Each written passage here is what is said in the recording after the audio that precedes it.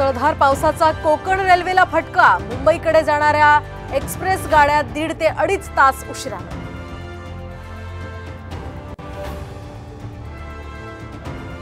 सामान्य सकाळच्या सर्वेत विधानसभा निवडणुकीत महाविकास आघाडीला सत्ता मिळण्याचा अंदाज। महाविकास आघाडीला 152 तर महायुतीला 136 जागा मिळण्याची शक्यता। सरकारने मागण्या मान्य केल्या तर आमदारकी लढणार नाही। आमदार बच्चू कडू यांचं मोठं विधान। 19 जुलैला सरकारला मागण्यांचं निवेदन सादर करणार।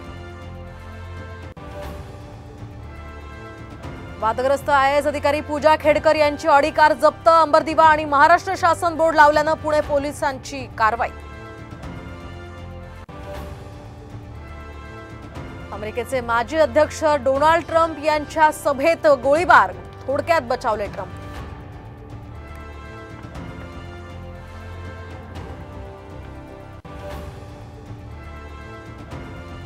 आणि अनंत राधिकाच्या लग्नामध्ये पंतप्रधान मोदींची उपस्थिती। नवदाम्पत्याला दिले शुभाशीर्वाद।